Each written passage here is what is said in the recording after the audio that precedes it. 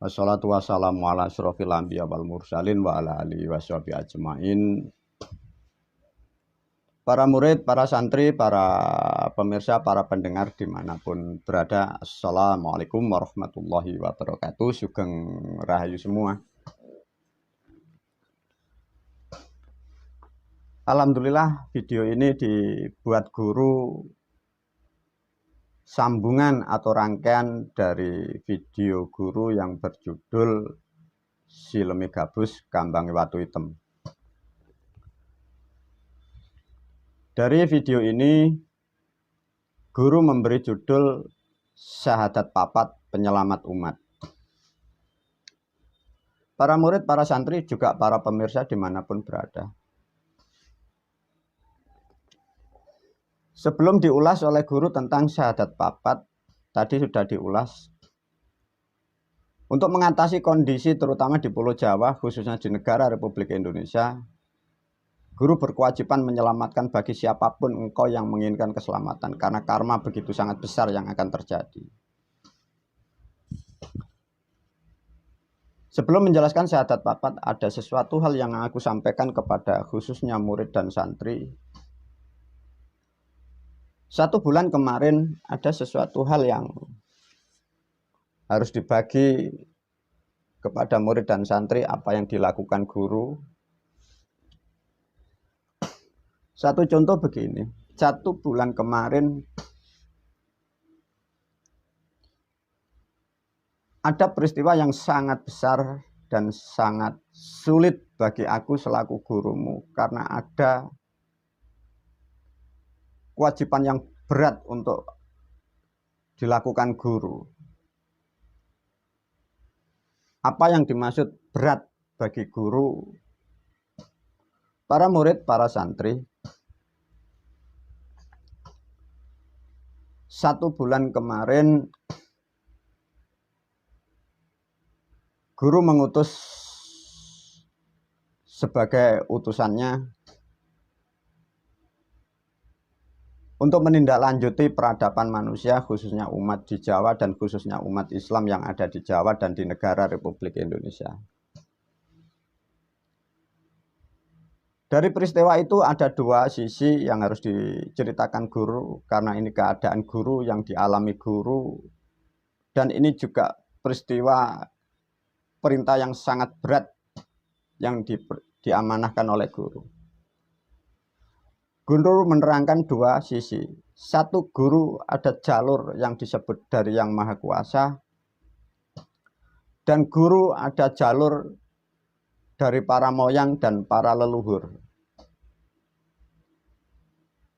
Sedangkan kewajiban dari Yang Maha Kuasa, Yang Maha Pemurah lagi Maha Penyayang, guru disuruh menegakkan suatu kebenaran. Di aspek sisi yang lain, aku selaku gurumu dibesarkan oleh leluhur juga para moyang. Lantas dari hukum yang sudah ditetapkan Yang Maha Kuasa, bila sesuatu kebenaran tidak aku sampaikan, negara Republik Indonesia khususnya Pulau Jawa menjadi berantakan, poranda rusak yang tidak bisa dibayangkan, dan dunia pun akan menjadikan kacau balau. Bila aku sampaikan, ini pun juga sesuatu hal yang sangat berat. Tatkala ini nanti aku sampaikan kepada umat atau kepada negara, di situ pun akan mengena kepada leluhur-leluhur kita, karena dari perilaku-perilaku di masa-masa lampau, membuat statement, membuat aturan, membuat dogma di atas namakan Tuhan.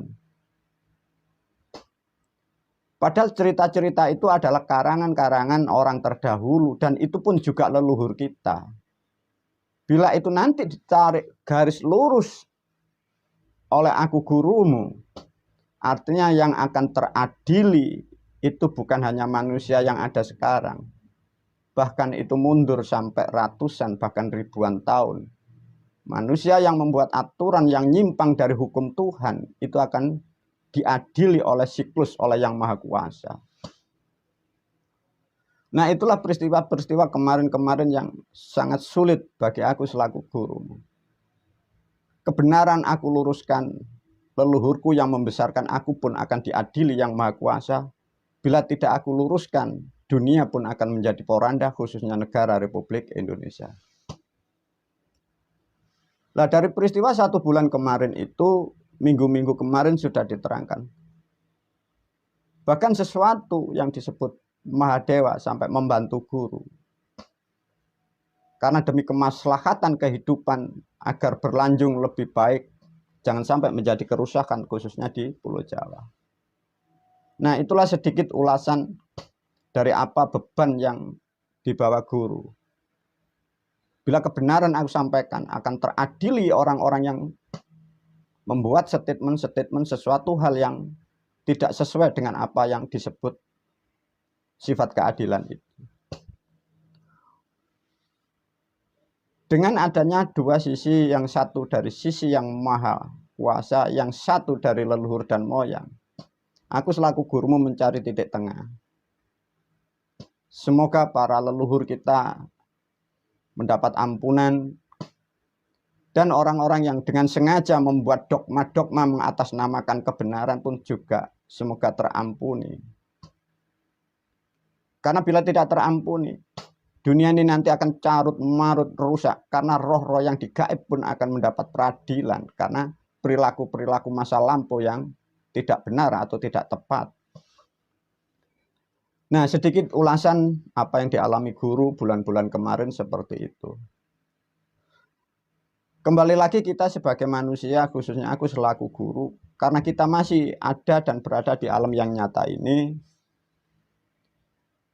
untuk mengatasi dalam keadaan karma dunia, guru sudah menyiapkan di videonya juga tulisan yang disebut syahadat papat. Bagi para murid dan santri, bisa dibuka kitabnya, Kitab Ilmu Agama urutan nomor 2, halaman kurang lebih 29. Dan kemarin sudah di-share di grup, juga di-share di Facebook, tolong dipahami dan dibaca. Dan khususnya siapapun, bagi para pemirsa,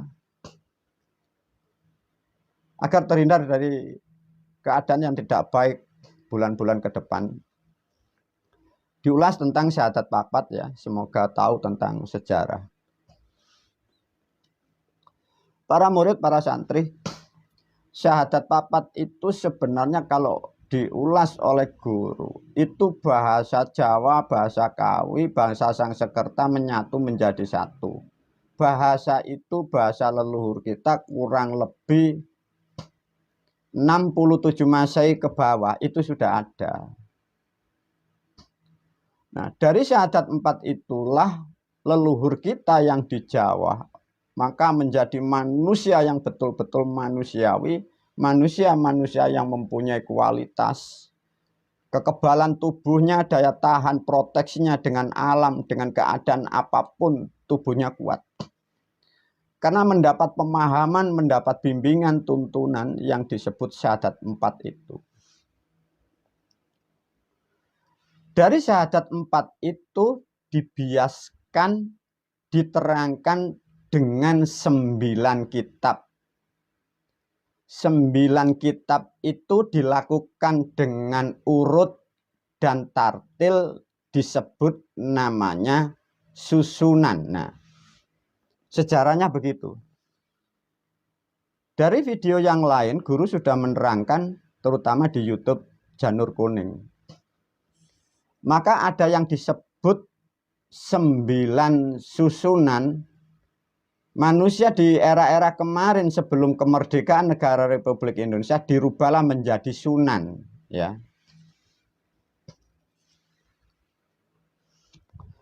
Ini untuk dipahami para murid, para santri, juga pemirsa khususnya dimanapun berada. Yang dimaksud sunan itu yang dalam pendidikan atau kurikulum itu tidak benar ya. Itu bukan manusia, para murid, para santri. Yang dimaksud sunan itu adalah susunan atau tahapan atau konsep. 9 tahapan. 9 tahapan atau 9 susunan pada masa lampau kurang lebih 67 Masehi, leluhur kita dengan menyebutnya Wali Wolu Songo Tinari. Di era-era sebelum negara kita merdeka, setelah Mojopahit ini rusak, dirubahlah menjadi bahasa Wali Songo. Itu sebenarnya gubahan, yang gubah pun juga di situ banyak pelakunya. Satu dari leluhur kita juga ada dari orang-orang terdahulu demi kepentingan itu digubah. Di situ pun juga dari orang-orang manca, dari Chinese pun juga mempengaruhi kong kali kong, membuat statement, membuat kepentingan diatasnamakan melalui lewat sejarah, lewat tulisan, lewat statement itu. Dan di situ pun juga negara Persia pun juga sudah bermain. Dari sejarah rusaknya kerajaan atau keadaan sistem yang ada di negara kita, khususnya di Pulau Jawa, sejarahnya dimulai di situ. Jadi artinya bukan dari negara manca saja. Dari pribumi, dari yang kita sebut dari leluhur kita, itu pun juga sudah bermain demi kepentingan pribadinya. Dipengaruhi juga orang Persia untuk kong kali kong, dipengaruhi dari Chinese pun juga kong kali kong demi untuk dasarnya hanya ingin untuk merebut Pulau Jawa. Ini kalian generasi sekarang harus paham ya. Apa yang ditulis, apa yang disampaikan di kurikulum itu semua bukanlah suatu kebenaran. Itu karya orang-orang di zaman setelah Majapahit. Nah itu terus berlanjut dan berlanjut sampai datangnya yang disebut kolonial dari Belanda. Di situ pun juga bermain, artinya apa yang diyakini umat dan bangsa negara Republik Indonesia yang dikurikulumkan itu karya dari orang-orang yang tidak bertanggung jawab demi mengambil keuntungan dari Pulau Jawa. Sehingga terjadinya kita sebagai umat bangsa ini saling bertikai, berkelahi, menghujat, memfitnah. Sedangkan mereka yang dari luar, dari Persia, dari Belanda, dari Chinese, mengambil sesuatu banyak hal yang dari hasil bumi kita. Sedangkan kita sebagai pribumi yang ada di Jawa, kalian menghujat dari tulisan-tulisan karya-karya mereka. Begitu konyolnya sebagai umat dan bangsa. Semoga sedikit memahamkan sejarah yang tidak benar. Kalian semoga tersadarkan. Sehingga kalian akan menjadi manusia umat yang saling menyadari akan kesalahan. Dan untuk diketahui juga yang salah bukan hanya Anda. Orang tua kita pun juga sudah salah. Bangsa negara kita pun juga tidak tahu. Itulah problemnya. Para murid, para santri, agar karma yang ada di negara Republik Indonesia ini tidak begitu besar. Kembali lagi guru masuk kepada ulasan yang disebut syahadat papat. Syahadat papat tolong dihafalkan dulu. Untuk memahami syahadat papat diajarkan, diterangkan dulu dari kalimat yang pertama. Bagi yang tidak mempunyai kalimat atau tulisan, tolong dicari di Facebook guru di Majanuswantoro. Nomor 1 kalimatnya asyhadu alla ilaha illallah wa asyhadu anna muhammadar rasulullah. Guru memakai bahasa yang sudah ada di kitab yang ditulis guru. Sebenarnya itu pun kalimat sudah digubah, sudah dirubah sebelum negara kita merdeka. Syahadat pertama yang dikembangkan dari syahadat papat itu asyhadu alla ilaha illallah wa asyhadu anna muhammadan abduhu wa rasuluhu. Itu digubah. Artinya apa? Para murid, para santri, juga para pemirsa dimanapun berada, agar kalian tahu dan sadar bahwa agama yang kalian yakini, kalian terima dari kurikulum, itu buatan orang-orang masa lampau. Yang repot juga, yang bermain itu juga leluhur kita. Itu loh problemnya. Tapi karena bahasa itu masih sepadan, nyimpangnya tidak begitu jauh, itu masih bisa kalian pakai. Satu contoh syahadat papat di urutan pertama. Asyhadu alla ilaha illallah wa asyhadu anna Muhammadar Rasulullah. Di situ sudah diberi arti atau makna oleh guru. Tatkala membaca kalimat itu jangan berhayal bukan-bukan. Itu hanya sebatas pengertian pemahaman untuk menuntun dirimu agar tahu siapa dirimu. Artinya ilmu syahadat papat bukan untuk memahami Tuhan yang ada di galaksi, ya. Maka di syahadat yang lain sudah diajarkan guru bahwa yang disebut Allah itu adalah zat hidup yang ada di dalam jiwamu, yang ada di dalam tubuhmu per individu. Itulah yang disebut Allah. Tubuh manusia diwakili dengan bahasa Muhammad. Itu bukan orang Arab. Itu bahasa pengganti tubuh. Karena sebagai tuntunan diberilah bahasa pengganti. Tubuh diganti bahasa sebutan Muhammad. Jiwa atau yang menghidupkan di dalam jiwa manusia itulah disebut Allah sebagai Tuhannya. Maka dari kalimat yang lain guru sudah menerangkan bahwa Allah itu hanyalah sebutan nama. Tapi meskipun kalian tidak menyebut nama Allah pun kalian sudah punya Tuhan di dalam jiwa kalian masing-masing. Itulah yang mencukupi kehidupanmu yang di dalam jiwamu, yang di dalam ruhmu. Meskipun kalian tidak beragama, kalian pun punya Tuhan di dalam jiwamu. Itulah yang disebut Allah itu. Lantas ada lagi bahasa yang disebut urutan kedua. Asyhadu alla ilaha illa ana. Bila kalian tidak paham dengan tata bahasa, ana kok tafsiri karena kalian tidak mengerti bahasa. Ana itu bahasa Jawa juga. Itu asalnya dari bahasa itu ono, ya. Ini harus dipahami para murid, para santri. Karena kalian mendapat asupan kurikulum dari departemen agama yang tidak tahu sejarahnya, tinggal ditulis, diajarkan, tidak pernah dikaji, tidak pernah diuji, tidak pernah dipelajari. Sehingga manusia mendapatkan sesuatu pemahaman yang tidak tepat. Jadi yang dimaksud asyhadu alla ilaha illa ana, itu intinya ana itu ono. Mengapa di dalam kitab ditulis ana?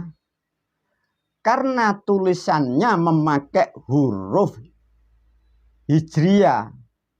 Karena hijriyah tidak mempunyai konsonan O. Jadi ono berubah menjadi ana. Para murid, para santri, betul-betul ini dipahami agar kalian tidak terkecoh oleh kitab-kitab yang beredar. Kitab-kitab yang menjadikan sesuatu hal kerusakan dalam kehidupan yang merusak hidupmu, merusak hidupnya keluargamu, merusak kehidupan bangsa dan negara. Melalui video ini guru akan meluruskan dengan tepat dan benar.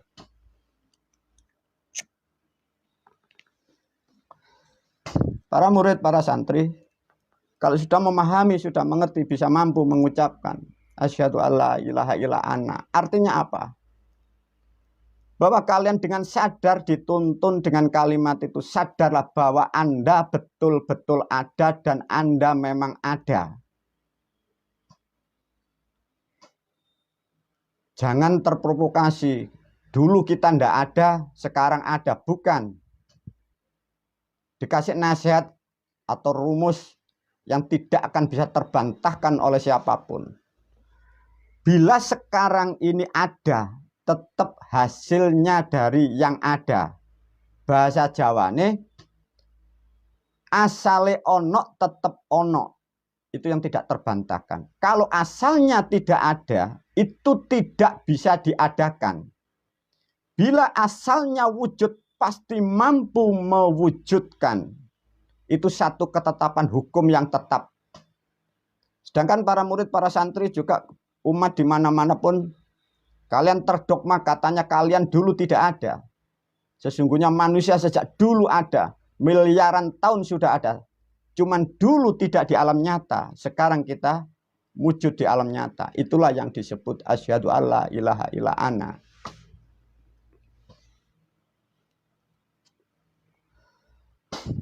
Ada lagi nanti asyhadu alla ilaha illa anta. Asyhadu alla ilaha illa huwa. Itu sebenarnya hakikatnya semua sama, tapi ikuti kalimat yang sudah di floor, yang sudah dibagi di Facebook guru. Guru menerangkan tentang tata bahasanya. Satu contoh, Kalau asyhadu alla ilaha illa ana itu maknanya ono, wujud. Yang dimaksud wujud bukan hanya satu bentuk fisik. Wujud adalah wujud kehidupanmu itu. Sehingga kalian bisa tahu mana baik, mana buruk, mana salah, mana benar. Itulah yang dimaksud wujud. Tatkala bahasa lawannya kalau ana itu anta. Itu bukan bahasa Arab, para murid, para santri dipahamkan ya. Anta itu dari bahasa Jawa sangat kuno. Itu arti atau maknanya. Anta itu dari bahasa onto. Karena para murid, para santri tidak mendapatkan pendidikan bahasa yang tepat di negara Republik Indonesia dan kurikulum pun tidak mengajarkan. Sehingga kalian pun tidak tahu bahwa itu bahasa dari leluhurmu, bahasa nenek moyangmu. Coba bagi kalian di era-era sekarang, apakah ngerti apakah yang dimaksud onto? Onto itu bahasa Jawa, maknanya hambar, atau tidak berasa, atau tidak bersifat. Itu bahasa lama. Kalau untuk mengulas lebih bahasa ini lebih diperbanyak tentang bahasa onto, maka leluhur kita, dengan sejarah leluhur kita, para moyang, para dewa, kita punya leluhur, kita punya dewa. Ontorejo, Ontoseno mempunyai kekuatan, Ontokusumo. Nah, itulah para murid, para santri, mengapa leluhur kita menjadi makhluk yang luar biasa. Karena memahami bahasa yang tepat, sehingga mampu menghasilkan sesuatu makhluk menjadi makhluk yang betul-betul manfaat hidupnya dimanapun dia berada. Sehingga kekebalan kehidupannya, daya tahan tubuhnya, betul-betul luar biasa. Itulah para murid, para santri tentang tata bahasa. Karena bahasamu sudah dirusak dari sejarah, tadi sudah diajarkan guru, diterangkan guru. Belanda bermain, pribumi kita, leluhur kita bermain, dari Chinese bermain, dari Persia bermain. Jadilah sistem yang katanya petunjuk-petunjuk diajarkan di negara kita, sehingga kalian tidak boleh mengenal sejarah leluhurmu, budaya-budayamu dihapus, dihancurkan dari negaramu atas nama macam-macam. Rusaklah bangsa kehidupan kita. Lantas bagaimana guru kalau sudah seperti ini? Nasihat guru, biarkan orang-orang seperti itu yang terjerumus. Semoga melalui video ini pun semoga akan mendapat pencerahan. Tapi kalau mereka tetap seperti itu, kewajiban alam dan haknya manusia yang terpelosok, dia pun akan mendapat hukuman karma. Dari video yang lain sudah diterangkan guru, kalau dia diambil dari air, ditenggelamkan, itulah sudah hak ketetapan yang maha kuasa. Aku selaku guru hanya mengingatkan, membimbing kalian, menyadarkan kalian, agar kalian terselamatkan dari dogma-dogma, buatan-buatan para orang-orang yang memang sengaja merusak kehidupan di Pulau Jawa ini. Para murid, para santri, tatkala sudah mampu membuka, memahami apa yang disebut tadi, asyhadu alla ilaha illa ana dan anta. Di situ ada nanti juga ada kalimat asyhadu alla ilaha illa huwa. Huwa bukan ditafsiri, huwa dia itu Tuhan, bukan. Bila kalian mempelajari kitab-kitab yang beredar ditafsiri huwa dia adalah Allah, bukan. Yang dimaksud huwa itu adalah howo. Howo itu dikembangkan, diterangkan dari kalimat yang disebut adalah ana, ono, howo. Howo menungso. Jiwa manusia yang mampu bisa membedakan baik dan buruk. Itulah yang disebut asyhadu alla ilaha illa huwa. Dari kalimat syahadat 4 itu yang penting di titik yang terakhir kalimat yang keempat itu. Para murid, para santri ini penting untuk dilakukan semua, khususnya bagi murid dan santri dan juga pemirsa dimanapun berada. Meskipun kalian tidak beragama, sangat penting kalimat ini saya sampaikan melalui video. Meskipun kalian tidak beragama Islam, kalian agama apapun sangat penting. Karena apa? Menyikapi keadaan kondisi karma negara ini sangatlah buruk. Dari kalimat yang terakhir ada kalimat itu idem-idem ila anta. Idem-idem itu bahasanya bukan sama ya yang dimaksud. Coba diajarkan guru. Bila suatu kalimat yang disebut syahadat papat, kalimat yang terakhir ada kalimat idem-idem ila anta. Sedangkan manusia memahami katanya kalau Islam itu dari Arab, dari langit. Bagaimana kalau syahadat 4 itu ada kalimat idem-idem ila anta? Sedangkan itu sebelum 67 Masehi itu sudah ada di bumi Jawa. Nah, disitulah titik penting nanti tatkala kalian para murid, para santri, juga pemirsa siapapun yang menjalankan konsep yang disebut syahadat papat, tatkala Anda setelah mengucapkan kalimat idem-idem ila anta, pejamkan mata, sadarkan dirimu, itulah yang disebut aku onok dewe. Jadi yang disebut di dalam jiwa manusia, dia ada dengan sendirinya. Dia mampu memproduk tubuh dengan dirinya sendiri. Itulah bahasa-bahasa yang diajarkan para leluhur kita. Sesungguhnya manusia adalah sistem yang otomatis membentuk dirinya sendiri dengan kodratnya, dengan zat yang ada di dalam jiwa manusia. Itulah zat yang maha kuasa. Dengan bahasa yang tepat, mungkin bahasa Jawa yang memang yang tepat. Aku onok dewe, ngonokno dewe, nyukupi dewe, ngatur dewe. Swarga neraka tak tentokno awak-awakku dewe, tak tentokno perilakuku dewe. Mungkin dari bahasa nasional sekarang guru pun juga memberi nasihat. Artinya dengan sadar bahwa kehidupanku, aku yang mengatur diriku sendiri. Aku yang menentukan surga dan nerakaku. Aku yang mengatur kemuliaanku fid dunya wal akhirah. Itulah yang dimaksud idem-idem ila anta.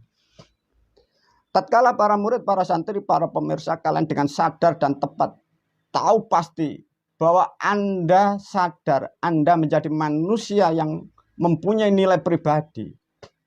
Bukan seperti kemarin-kemarin kalian tidak diberi hak. Kalian akan tahu bahwa dirimu, kalian punya harga diri, kalian punya jati diri. Jati dirimu adalah zat hidup yang mampu mengatur hidupmu sendiri. Mampu akan mencukupi dirimu sendiri. Kalian akan mengatur apapun demi kebutuhan dan kehidupanmu fid dunya wal akhirah. Itulah yang disebut idem-idem ila anta. Tatkala engkau sudah sadar bahwa kalian adalah manusia yang sadar mampu mengatasi kehidupanmu sendiri atas nama karmamu sendiri. Kalian sudah tahu jati dirimu. Kalian akan berhadapan dengan yang disebut kode etik. Atau suatu syarat mutlak bagi manusia yang memahami, yang mengerti, yang menjalankan syahadat 4. Tatkala Anda sadar menjadi jati diri Anda, kalian tidak boleh mengikuti dogma-dogma yang mengatasnamakan apapun. Artinya Anda kembali kepada hitomu masing-masing. Bila kalian dari Jawa, kalian harus menyatu dengan unsur-unsur apa-apa yang ada di Jawa.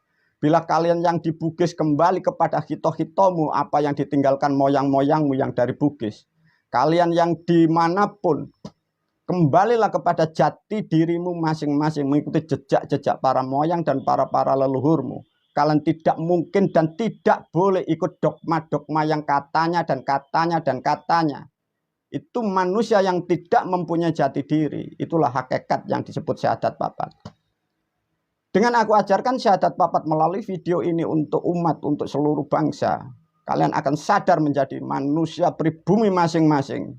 Lebih tepat kalau berbangsa dan bernegara, kalian menjadi pribumi Pancasila yang tidak bisa didogma dari negara lain. Sehingga hidupmu menjadi mulia, keluargamu menjadi berkah, negaramu menjadi adil dan makmur.